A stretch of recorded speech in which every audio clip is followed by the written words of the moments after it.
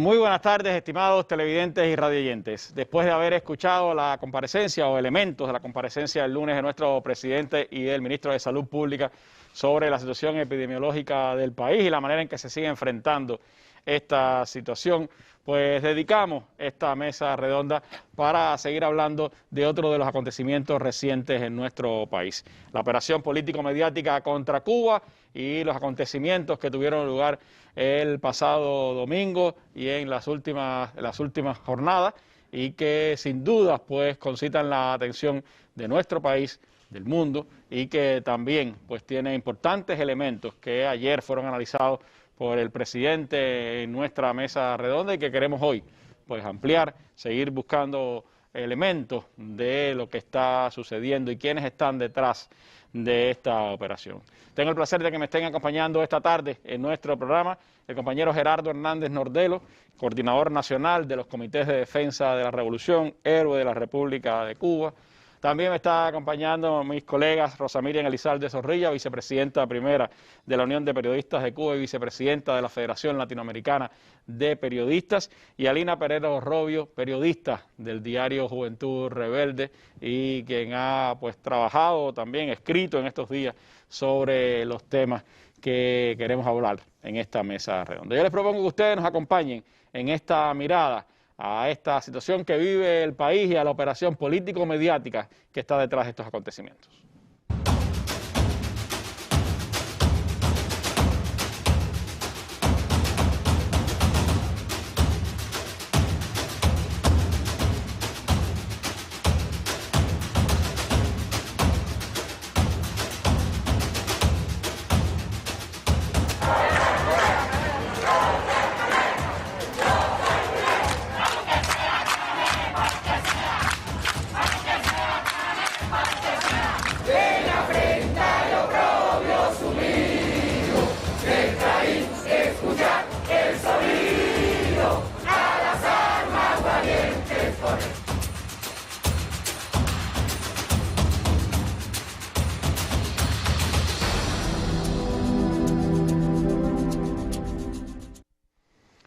Y los acontecimientos cubanos pues tienen sin duda reacciones también en diversas partes del mundo. Hoy se ha conocido el pronunciamiento del Grupo de Puebla de apoyo al gobierno del presidente Miguel Díaz-Canel Bermúdez y su condena al bloqueo de Estados Unidos contra este país. El Grupo de Puebla, que está integrado por expresidentes progresistas de América Latina, ex cancilleres, también congresistas de la región, personalidades de América Latina, entre ellos están pues personalidades destacadas como Rafael Correa, Luis Ignacio Lula da Silva y otras personalidades de la región, y también el candidato que estaba al frente de las elecciones, aún no ha sido proclamado ganador en las elecciones en Perú. El candidato de Perú Libre, Pedro Castillo, mostró hoy su solidaridad con Cuba a través de su cuenta de Twitter y dijo que todo debe resolverse en el país hermano,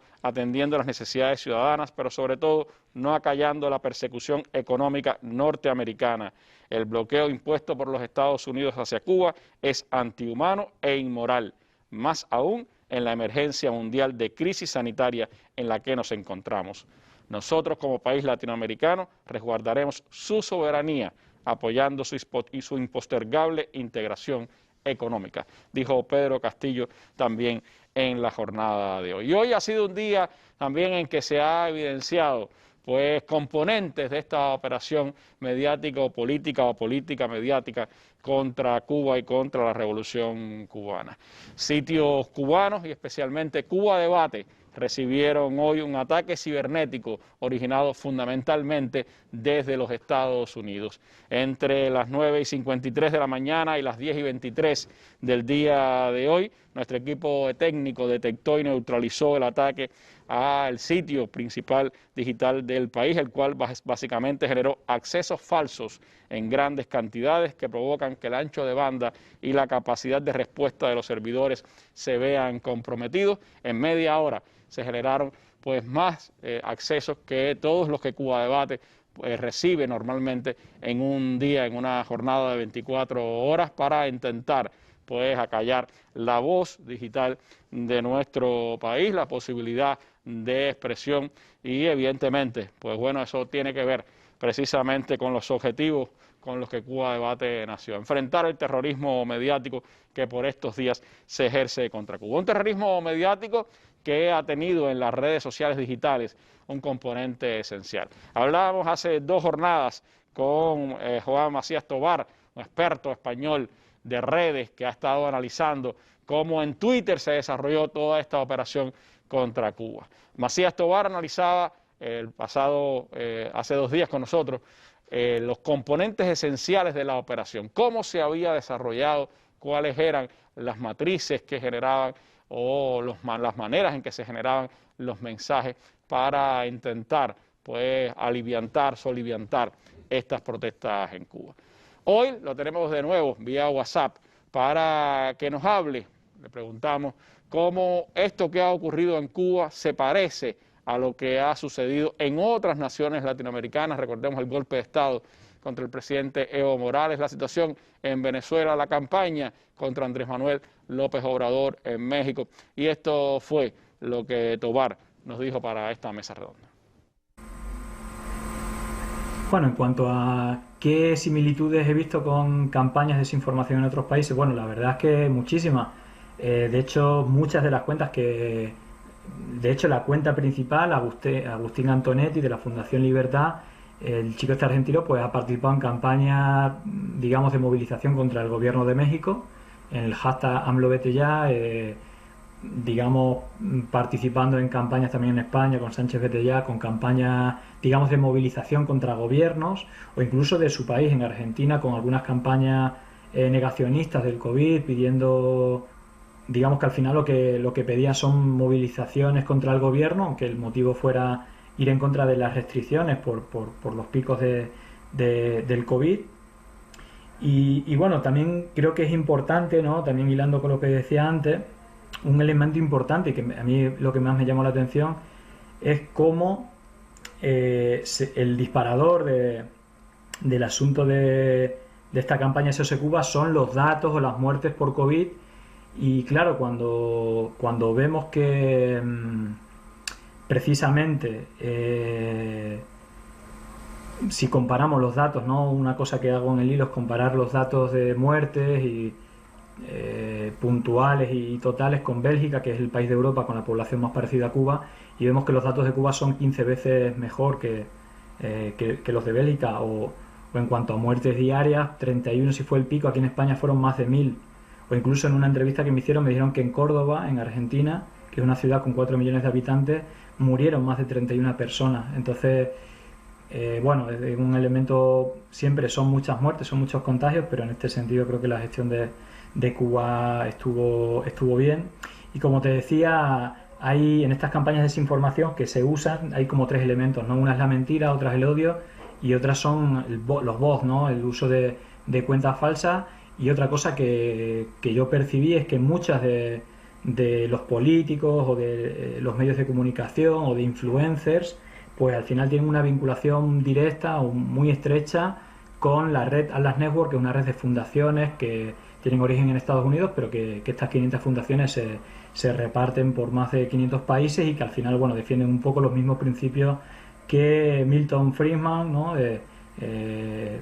digamos que fue uno de los gurús de la Operación Cóndor en los años 70, en el cual defendía, bueno, pues el fin del Estado, es decir, que no existiesen servicios públicos ni en educación, ni en sanidad, ni en las pensiones, y por otro lado que no hubiera digamos, impuestos para las empresas ni ningún tipo de restricción por parte del Estado. Entonces, bueno, estos mismos son un poco los valores que defienden, y a quienes financian pues son esos medios y políticos que defiendan esta línea, y que, bueno, me parece llamativo porque en todos los análisis se repite muchas veces el mismo guión, las mismas cuentas y los mismos métodos, ¿no?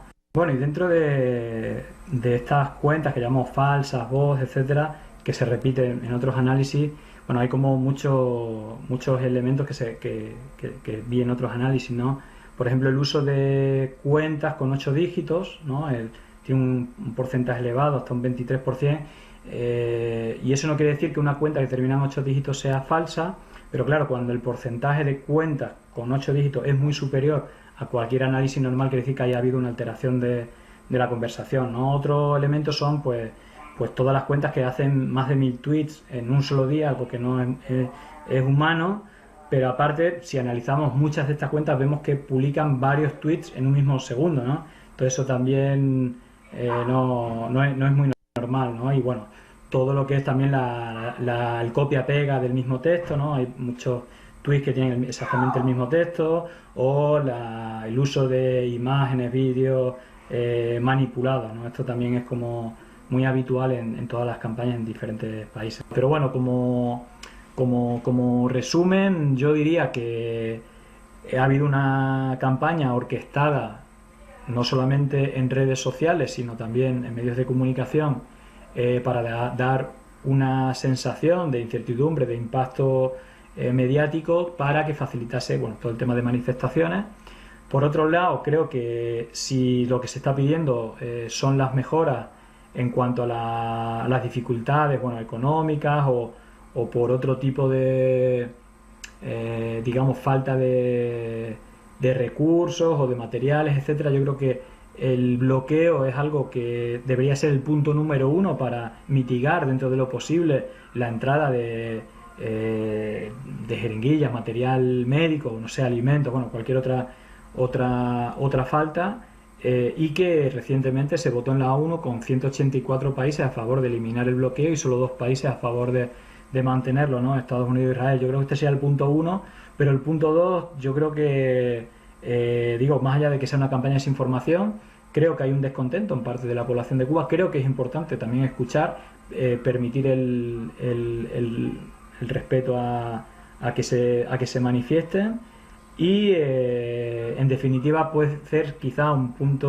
una oportunidad también para mejorar, para pedir que acabe el bloqueo, para demostrar que Cuba es un país que respeta a su pueblo y también a la gente que opina diferente a lo que el gobierno opina o decide. Entonces, yo creo que eso es importante.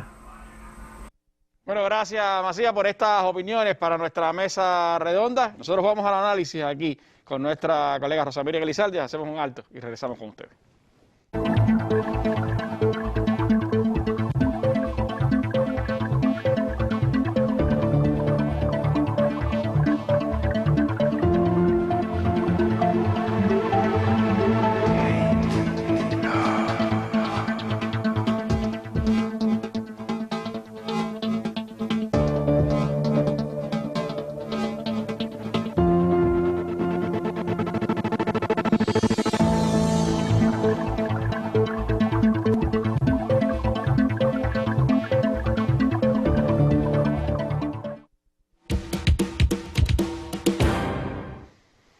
Bueno, Rosa Miriam Elizalde ha estudiado profusamente todas las campañas que a lo largo de los últimos años se han desatado contra nuestro país a través del escenario público digital y ha estado, por supuesto, también viendo, estudiando, analizando el escenario actual, lo que está ocurriendo ahora mismo. Esta investigación de Macías Tobar sin duda es muy reveladora, Rosa, aunque se centra sobre todo en Twitter, pero ha ocurrido en disímiles redes sociales digitales esta campaña contra Cuba. ¿Qué elementos, en tu opinión, marcan esta campaña? ¿Por qué esa campaña en el ámbito público digital impacta en la realidad de lo que ocurrió en Cuba el pasado 11 de julio? ¿Cuáles son, en tu opinión, las cosas que destacan de esa operación desde el exterior para influir en la realidad cubana? Bueno, muy buenas noches, Randy. Un gusto estar aquí con tan queridos invitados. Lo primero que hay que decir es que esta campaña es cualquier cosa, menos nueva y espontánea. O sea, no es espontánea, es una construcción.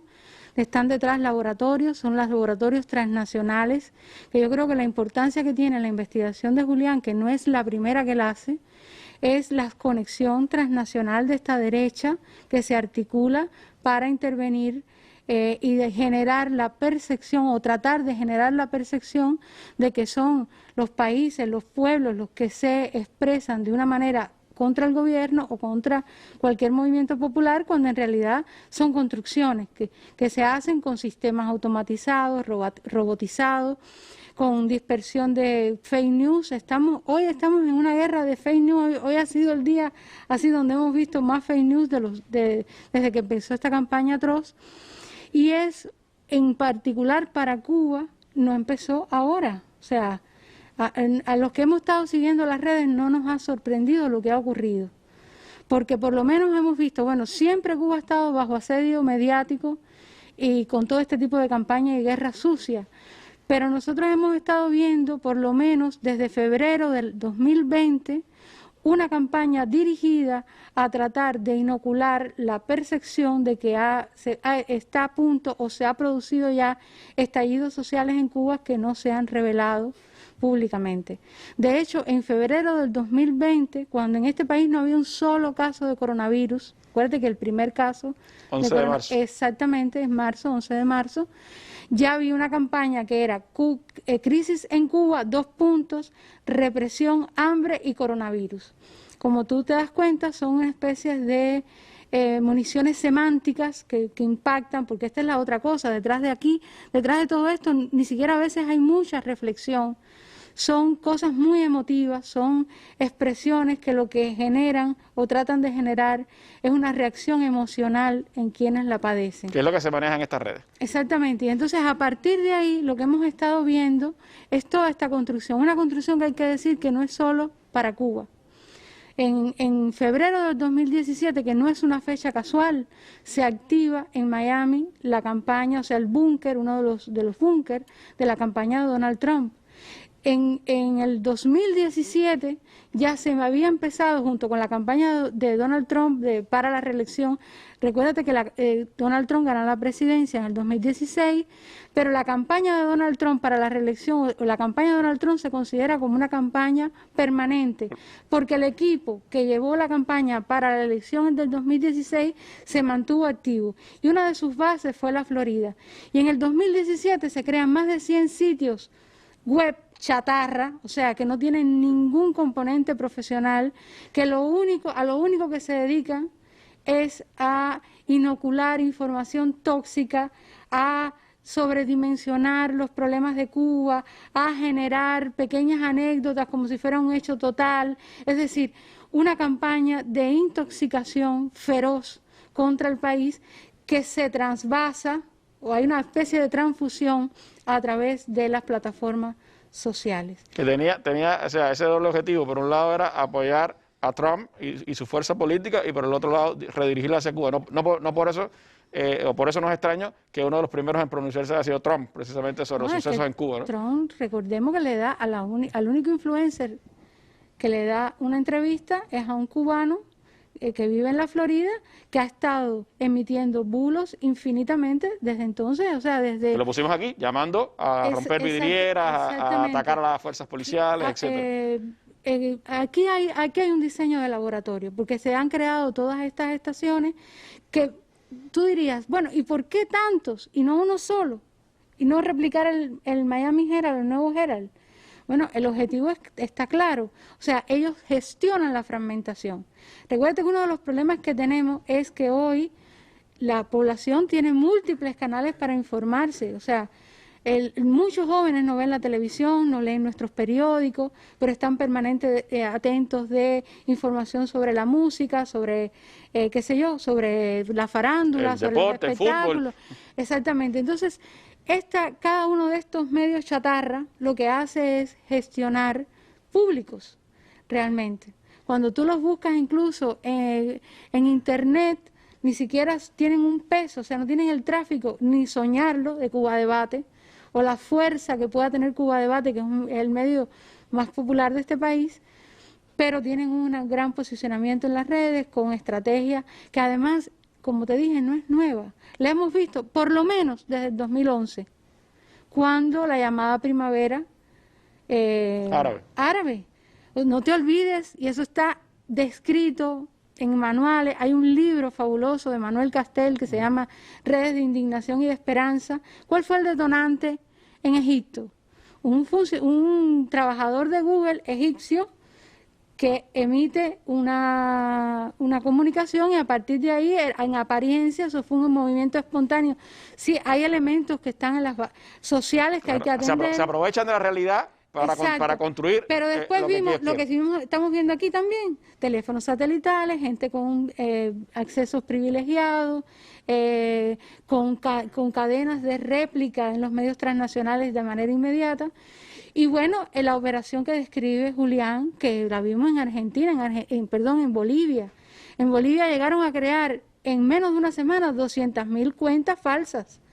Eso no se puede hacer, eso que describe Julián en el artículo, y se los recomiendo, quizás un poco técnico, pero hay cosas que son elementales, como por ejemplo, tuitear en un mismo segundo 10, 15 tweets. Imposible. Eso se te desgasta el pulgar, no puedes hacerlo. No lo puedes hacer tweets en un día. Si no es con robot. Y vimos la operación, el canciller cubano la describió magistralmente, que por cierto, están las empresas que fue denunciada, Proactivo Miami, está absolutamente en silencio, los operativos que fueron denunciados no han hablado, hay un silencio sepulcral, los medios tan interesados en noticias nuevas no han investigado a esta empresa que está registrada en la Florida, es decir, hay cosas aquí que evidentemente no son nuevas, por eso cuando nosotros hoy tuiteamos y lo pusimos en Cuba Periodista, cuando se denuncia lo de la operación que es parte de toda esta trama, de ataque, de denegación de servicios, que es eso lo que tú dices, que es meter fuerza bruta, es como si es también muchos accesos para que no se vea. Con robots como si estuvieran entrando de pronto 1.000, 2.000, 3.000 personas y eso sobrecarga los servidores y estallan, que es lo que trataron de hacer. Medio millón prácticamente exacto, por eso en 30 minutos. Se pudo ver y denunciar y qué sé yo. Bueno, ¿cómo tú haces eso si no es con sistemas automatizados? Pero además, ellos hicieron además cosas increíbles, como fue incorporar la etiqueta SOS Cuba, que la lanzan unos días antes de la presentación del informe contra el bloqueo, se dan cuenta, o sea, no tiene impacto, empiezan a tratar de mover la que a ellos realmente les importaba, que era intervención humanitaria o intervención militar o lo que fuera. Tampoco tiene impacto porque la gente no es boba, o sea, la gente tiene intuiciones y está demasiado politizada y entonces aprovechan la información sobredimensionada de lo de matanza, etcétera, y cambian a la etiqueta que confunde también a mucha gente. Porque SOS Cuba y que tú hables de enviar medicina es lo más noble del mundo. Es decir, aquí esto está realmente, estamos lidiando con laboratorios muy sofisticados en una campaña que yo creo que es una campaña de ciberguerra, no declarada por el gobierno de los Estados Unidos, que no ha respondido, por cierto, ni Twitter, no ha respondido al emplazamiento que le hizo el canciller cubano. O sea, sería bueno también que habría que ver, sobre todo nuestros colegas en el mundo, buscaran esa información y trataran un poco de dilucidar esta trama, que es, como te dije, de manual. La aplicaron para el golpe de Estado en Bolivia, la han aplicado otras veces, la han mejorado. Viene de aquella estrategia para la Internet en América Latina, Rosa, que aprobaron hace ya a principios de este propio siglo y que articulaba precisamente esas ideas de concepciones como enfrentar a los procesos que ya se estaban dando en América Latina de crecimiento del progresismo de la izquierda en esta región. Y que se mueve, compañeros, con muchísima tecnología, mucha ciencia, hay mucha ciencia detrás. Yo siempre digo que hay más ciencia probablemente en todas estas operaciones que lo que tratan de evitar es poner al soldado en una posición vulnerable de las fuerzas del ejército de los Estados Unidos. Hay una escritora, no sé si la conoces, Cathy O'Neill, que escribió un libro que se llama Medios... ¿Cómo es que dice el libro?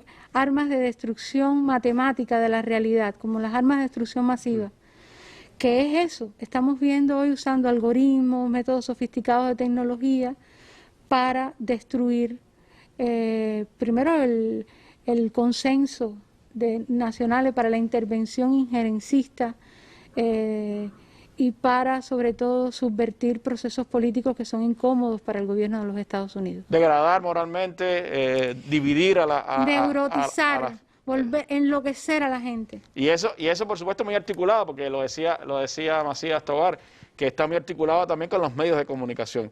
Y no es extraño que un jovencito de 20 años, influencer, este Antonetti argentino, que ha sido el centro en Twitter de toda la campaña, es el que dice, vayan a las 2 a tal lugar, reúnanse en tal lugar, y a la vez a él lo replican pues muchísimo.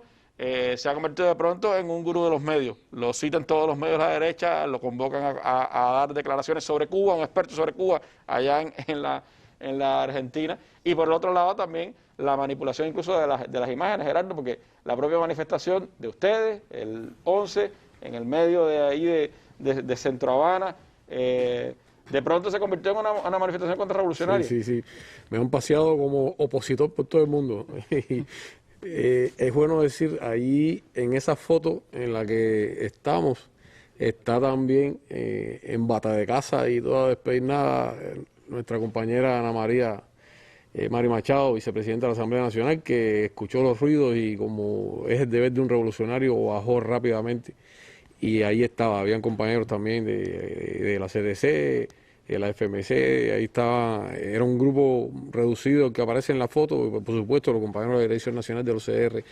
¿Y qué pasa? Que ellos les gustó la foto, quizás por la organización, por la bandera, por no sé qué decirte, que quizás encontraron algún contraste entre las otras fotos de la violencia y de la tiradera de piedra y escogieron esa. Hay otra foto muy impactante también, que es la compañera Maylin Alberti del partido, que la pasearon por todos los periódicos del mundo diciendo que era una opositora también. Los trabajadores del Ministerio de Economía que estaban en algún lugar de La Habana, y ayer leía un compañero que decía, lo ponían como la marcha opositora, que decía, ese soy yo, y yo soy revolucionario, estaba allí defendiendo la revolución. Y por supuesto hay compañeros que estaban allí y que no les conviene la foto, porque Alfredito, por ejemplo, un compañero de la CTC de La Habana, 7 puntos en la cabeza, por un palo en la cabeza. Tenemos nuestro compañero Suárez, herido también. Son fotos que ellos no quieren mostrar, pero la violencia sí se dio, ¿no? Y esa parte la ignoran y la manipulan, por supuesto. Claro, porque todas estas campañas, ¿qué es lo que piden? ¿A qué se incita? Veamos imágenes.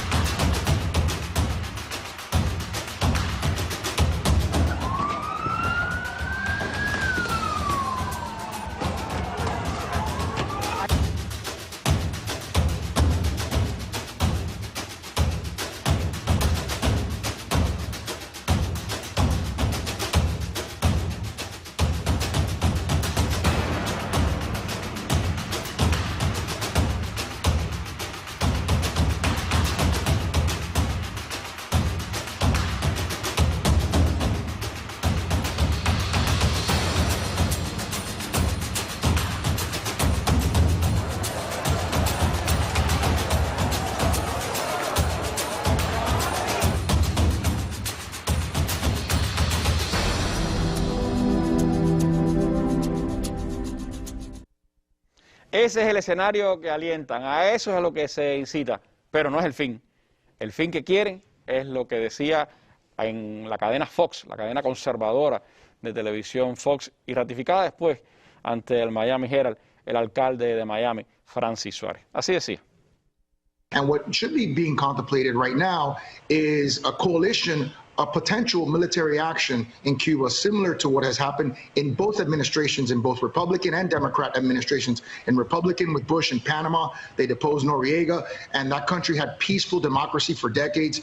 And you had interventions by Democratic presidents, taking out Osama bin Laden in Pakistan. It's a sovereign country where they took out a terrorist that probably saved thousands, if not hundreds of thousands of lives, and President Clinton in Kosovo, intervening in a humanitarian issue with airstrikes. So there have been many opportunities in the history. Are you suggesting airstrikes in Cuba?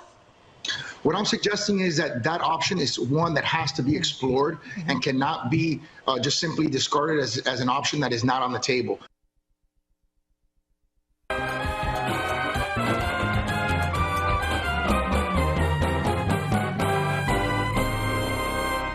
Ataque militar, clama el alcalde de Miami, Francis Suárez, como en Yugoslavia, como en Panamá, dice él, como en Kosovo, que es como lo llama, pero Yugoslavia, y es parte de esa construcción a la que se quiere llegar. Y yo creo que eso es parte también del discurso de odio que acompaña a esta campaña político-mediática contra Cuba, que acompaña a estas acciones que vimos de cierta manera en las calles. Y Gerardo Hernández vivió muy de cerca ese odio, ese discurso de odio que se genera, el que generan personas como Francis Suárez o como otros políticos que han estado allí en Miami. ¿Cómo concibes, cómo percibes esta campaña y esta generación del odio contra los cubanos, del odio contra la revolución, del odio contra todo lo que sea una manera diferente de ver la visión del mundo hoy? Mira, nosotros vivimos ya casi 20 años, y es cierto, 16 de ellos en prisión, pero no estábamos, digamos que ajenos a la información. Y ahí en Miami hay programas de micrófono abierto las 24 horas del día hablando de estos temas. Esta debe haber sido más o menos la vez 608, 609 que ellos hacen las maletas porque ya esto se va a caer. Y ocurrió cuando Girón, ocurrió cuando las bandas de los alzados iban a liberar a Cuba, ocurrió el 5 de agosto, y ha ocurrido millones de veces. Y nosotros recordamos, por ejemplo, el ya desaparecido Agustín Tamargo, que aunque la frase la han repetido muchos de ellos después y recientemente también, fue el que decía, cuando aquello lo tumbemos hace falta 3 días nada más, sin ley, para cortar cabezas de comunistas. Y tiene que haber un baño de sangre. En Cuba, así mismo, ¿no? En Cuba el baño de sangre tiene que ser inevitable porque hay mucho dolor, etcétera, etcétera. Ahora no lo hacen a la radio, lo hacen en las redes. Te dicen, te vamos a linchar, sabemos dónde vive tu familia, te vamos a matar. Y lo lindo del caso que ese influencer de Miami que Rosa mencionaba, y que es el que ha llamado, tírense para la calle, hasta hace poquito tiempo vivía aquí en Cuba, y cuando vivía allá venía, iba a los hoteles y jamás en la vida alzó la voz a un policía, y entonces ahora quiere que los cubanos se tiren para la calle. Desde que Trump empezó a dar dinero para esas cloacas mayameras. El plan de ellos siempre ha sido ese, que alguien aquí ponga la sangre, que alguien aquí ponga el muerto para que justificar la invasión de los americanos, y ellos venir y sobre la ceniza de lo que quede después de esa invasión, entonces ellos cumplir sus propósitos y adueñarse de Cuba. Siempre ha sido así. Si tú analizas la historia de los dos países, siempre, cada vez que ha habido algún intento de aproximación, alguna señal de mejoría en las relaciones, ellos siempre buscan un pretexto, una provocación. Y unos días antes de esto, algunas autoridades norteamericanas habían dicho, bueno, estamos pensando permitir nuevamente las remesas, permitir nuevamente los viajes, y eso por supuesto los pone muy nerviosos, porque no por gusto a ellos le han llamado la industria del odio, es que han hecho carreras de eso, han hecho fortunas de eso. Los políticos, el día que mejoren la relación entre los dos países, los políticos tipo Marco Rubio, tipo María Elvira Salazar, tienen que retirarse, porque de qué van a vivir, en qué van a fundamentar sus carreras, que la han fundamentado siempre en el odio. Influencer como ese, ¿de qué va a hablar? Si ellos han hecho su fortuna en el odio precisamente entre los dos pueblos. Y entonces lo que llama la atención es que lamentablemente, a pesar de estas imágenes, a pesar de esta historia, como decía Rosa, y es triste, personas como las que se manifiestan quizás no vean este tipo de programas. Y tú lo has dicho 1000 veces, pero no saben lo que es el memorándum de Mallory, no saben lo que es, y no saben que están jugando un guión, están desarrollando un guión que está escrito hace mucho tiempo ya. Y que está todo planeado ya. Sirviendo de carne de cañón para una posible acción como esa que pedía Francis Suárez, que puede lo mismo liquidar por supuesto a los supuestos enemigos de esas personas que a su propia familia. Cuando la bomba cae, no pregunta, ¿tú eres comunista o tú eres contrarrevolucionario? La revolución, la bomba cayó, explotó y mató. Pero a ellos no les interesa eso. Exacto. Y lo que siempre han apostado, como te decía, es que lo hagan los yanquis. Que los yanquis sean los que le hagan el trabajo. Siempre ha sido así. Aquí. Y esa es parte del guión, es parte de la manera en que se han seguido expresando. Claro, por suerte del lado allá también hay gente sensata, razonable, solidaria. Hoy mismo se ha dado a conocer una declaración del movimiento Black Lives Matter, este movimiento que salió a las calles de Estados Unidos y que fue duramente reprimido y golpeado por la muerte y el asesinato de ciudadanos afroamericanos. Y Black Lives Matter hoy ha declarado que condena el trato inhumano de los cubanos por parte del gobierno federal de Estados Unidos y lo insta a levantar de inmediato el embargo económico. Esta política cruel e inhumana, dictada con la intención de desestabilizar el país y socavar el derecho de los cubanos de escoger su propio gobierno, es el principal motivo de la actual crisis. Desde el 62 Estados Unidos ha impuesto dolor y sufrimiento al pueblo cubano al cortar el acceso a alimentos y a medicinas. Y dice Black Lives Matter, El pueblo de Cuba está siendo castigado por el gobierno de Estados Unidos porque el país ha mantenido su compromiso con la soberanía y la autodeterminación. Los líderes de Estados Unidos han intentado aplastar esta revolución durante décadas. En lugar de la amistad, el respeto y la buena voluntad, el gobierno de los Estados Unidos solo ha instigado el sufrimiento de los 11 millones de habitantes del país, de los cuales 4 millones son negros y mulatos. Dice esta declaración del movimiento Black Lives Matter en el día de hoy. Y yo creo que tiene que ver un poco, Alina, con tu comentario reciente que publicabas en tu Juventud Rebelde, lo replicábamos también en Cuba Debate, que tiene que ver con esa especie de disyuntiva en la que sigue viviendo hoy el mundo, que Rosa Luxemburgo llamó civilización contra barbarie, yo la llamaría hoy humanismo contra barbarie, que es un poco también lo que se está dilucidando en estos días en Cuba. O cultura o barbarie. Mira, yo creo que el domingo Cuba vivió, los cubanos, sobre todo todos, vivimos un día triste, de muchas tensiones, y creo que para los cubanos de bien, que son muchos, que son millones, fue un día de reflexionar, y yo creo que esa reflexión no se va a detener. Todo lo contrario, tiene que hacerse más aguda, más sensible, más a lo profundo. Casualmente, porque todos estamos navegando en esos mares tremendos, procelosos de las redes, estas nuevas tecnologías que implican un cambio de época, como se llama, nos han cambiado la vida a todos, al planeta, como ahora la COVID, que yo me atrevería a decir que también es un parteaguas y que le está cambiando la vida a la civilización. Vamos a ver qué pasa, que no podemos obviarla en cualquier análisis. Y antes de menos en el que trataron de aprovechar ese escenario precisamente de una manera muy oportunista, porque la COVID es un grillete, hasta contra la libertad va. O sea, implica miedo, un montón de cosas, nos hiere como seres humanos en múltiples sentidos. Y antes, mira tú qué casualidad, el domingo, antes de que las noticias empezaran a circular de estos disturbios de conatos, como yo le llamo, yo había escrito, porque estaba muy contenta viendo, por ejemplo, siempre estoy buscando estas aristas. Rosa, que fue mi editora cuando yo me gradué, sabe que yo siempre estaba detrás de mirando al cubano en las cosas tremendas que él hace, que lo distinguen y que lo hacen un ser tan insular y tan bello, ¿no? Que yo admiro. Yo había estado viendo a cubanos poniendo en las redes carros, por cierto, en muy buen estado, camiones, dispuestos ahí sin costo alguno a transportar cualquier cosa a la herida Matanzas, donde las cifras de hoy incluso de los fallecidos son autos particulares, muchos de ellos trabajadores por cuenta propia. Así mismo, carros que brillan, y yo, qué bien, porque ahí no se está viendo el beneficio, ese es el gesto. Y yo decía, por ejemplo, antes de que empezaran los disturbios, en las redes, donde además me encanta beber de esas aguas, siempre que sea para cultivarme, para hacer amistades, en fin, yo escribí, esta cadena humanitaria me estremece. Ahí está el cubano grande, ahí está la materia más pura de la cual estamos hechos, esa sustancia que nos ha salvado en los momentos más duros de la nación. Y de pronto empiezan a entrar las noticias de estos disturbios y yo me pregunto, ¿qué ha pasado? ¿Qué ha pasado? El cubano es esencialmente, por ejemplo, vamos al punto del periodo especial, es un ser, bueno, y podemos ir más atrás si queremos, porque siempre estaba en una batalla por ser él. Vamos entonces, voy más atrás, a dos naciones que deben llevarse bien y sin embargo están hechas de materias distintas. No acaba de entenderse eso como debe ser. Debe ser el diálogo entre un país que se ha formado de una manera y una islita que se formó de otra. Martí decía, mientras ellos compraban, nosotros llorábamos, hablando del norte y del sur. Bueno, ¿por qué cuesta trabajo entenderlo? Evidentemente parece que eso está marcado en nuestro destino y va a costar. Pero voy al periodo especial. Tengo 50 años, el bloqueo está ahí, mis hijas también han vivido debajo de ese bloqueo. Creo que todos hemos vivido en ese bloqueo, que yo siempre he escrito como cronista, nos han negado los colores, nos han negado la belleza, vivir normalmente, han cortado tantos sueños, porque cuando tú quieres poner una puerta, pero si tú no tienes con qué comprar el marco ni la madera, si tú no tienes el dinero en los bolsillos, ni siquiera tienes de dónde sacar la puerta porque no existe, la idea está perfecta, pero puedes poner la puerta. Hay otra idea por ahí dando vueltas sobre el bloqueo muy ilustrativa. Te pongo la piedra en la cabeza, te amarro de pies y manos, te lanzo al pozo. Sálvate, ¿puedes? Tampoco. Y entonces, en el periodo especial, vamos a este cubano, cuando todo cae tan brusco, aquel cubano se reinventó el mundo prácticamente. Solamente faltaba ser como en 100 años de soledad. Vamos a ponerle nombre a las cosas porque se nos van a olvidar, porque van a desaparecer. Vamos a tener que reinventar las cosas. Hasta un carro voy a inventar yo con 2 bicicletas y un motorcito.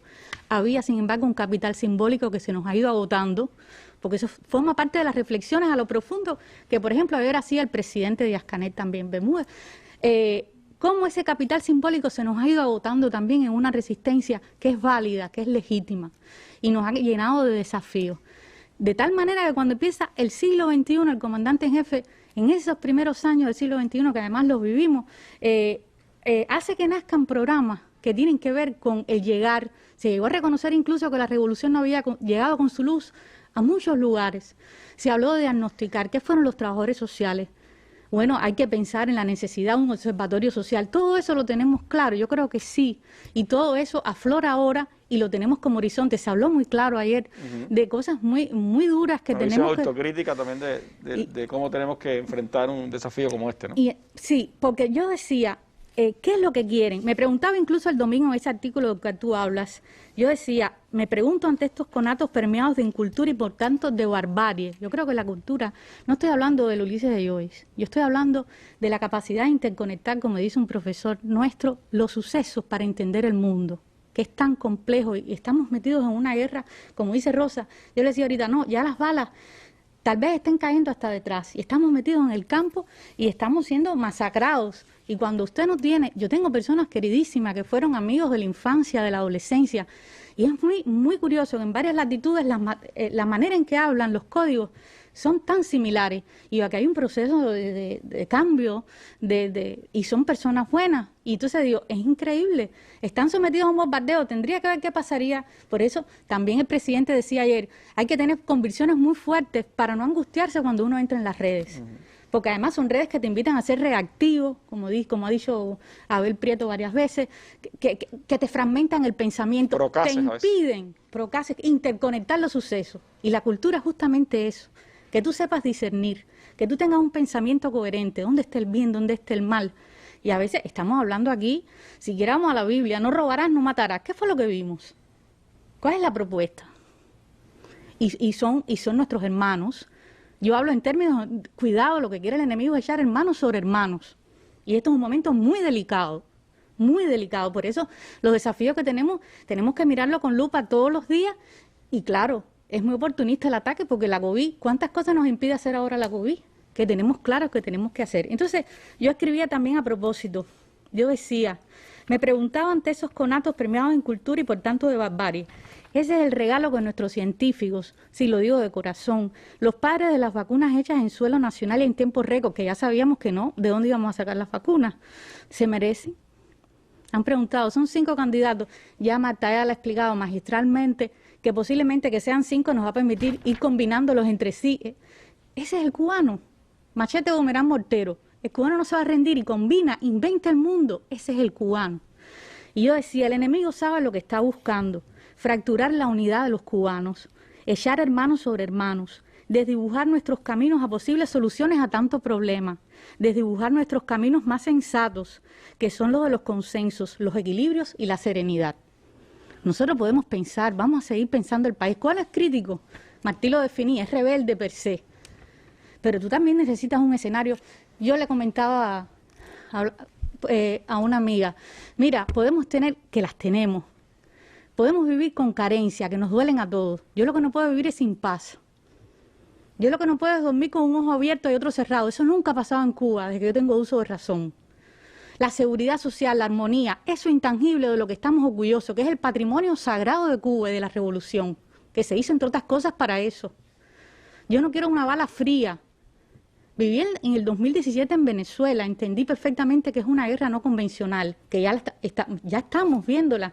Las balas están detrás, ni siquiera vemos los tiros, ya estamos dentro del campo de batalla.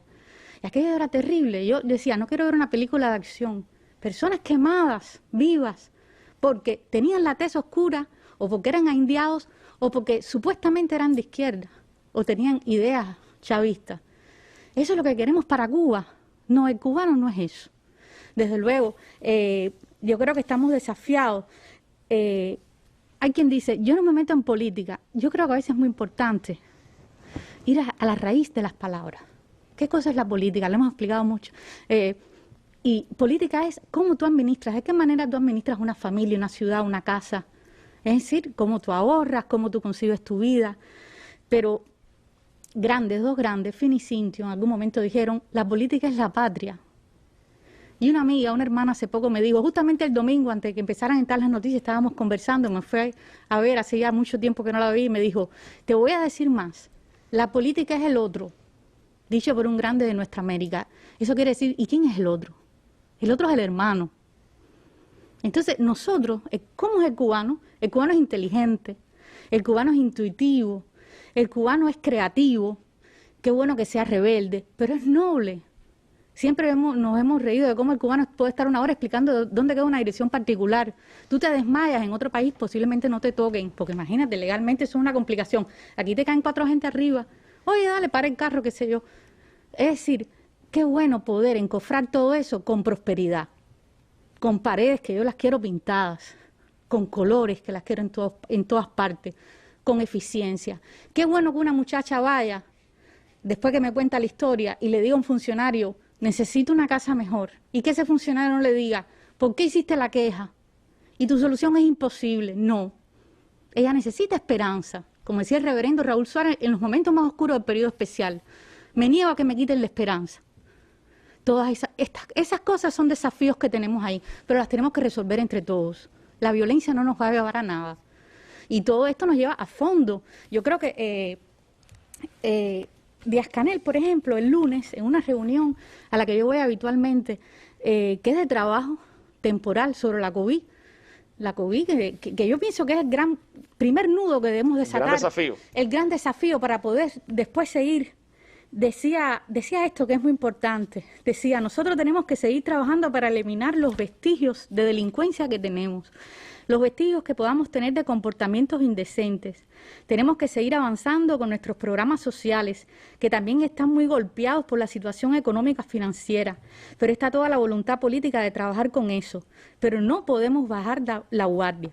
Hizo un llamado a la unidad de los cubanos, llamando al respeto de los cubanos, despojándonos de cualquier sentimiento de odio, de cualquier vulgaridad, de cualquier comportamiento indecente, pero exigiendo las normas de disciplina, porque aquí hay que ser tierno, aquí hay que tener corazón, pero hay que ser firme, porque si perdemos la paz y el equilibrio que tenemos, lo perdemos todo, ¿verdad?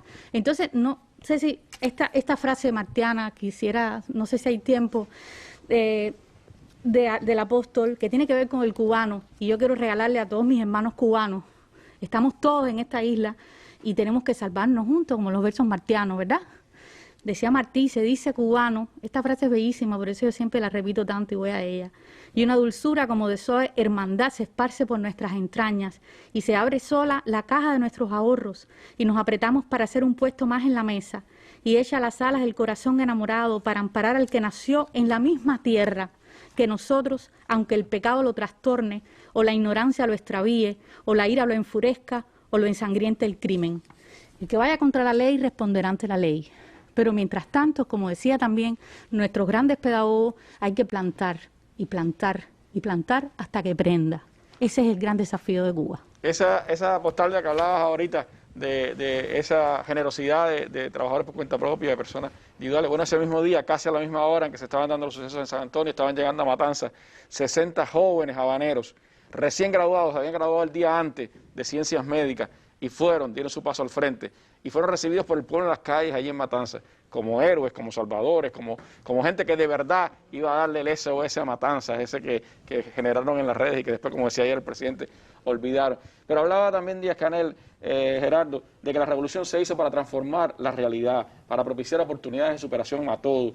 Tenemos que cortar las causas de lo que sucedió, tenemos que llegar a esos barrios, reanimar nuestras formas de participación popular. Los CDR sin duda son parte importante de eso, pero yo sobre todo, más allá de lo que podamos hablar de los CDR, que lo hablaremos en algún momento, me gustaría la experiencia personal de Gerardo Hernández, el hombre que viene de La Guinera, lugar donde hubo parte de esos acontecimientos y que tiene la evidencia de cómo hay que seguir transformando a la gente, pero que de allí, de ese lugar también han nacido otras realidades. Mira, la gente, lamentablemente, algunas personas olvidan que la revolución triunfó en el 59 y en el 62 ya teníamos arriba el bloqueo. Y además triunfó y no con una varita mágica para decir arriba, todos los barrios marginales ahora los vamos a convertir en residenciales automáticamente. Eso no es así como funciona. La Guinera no es lo que era antes de la revolución.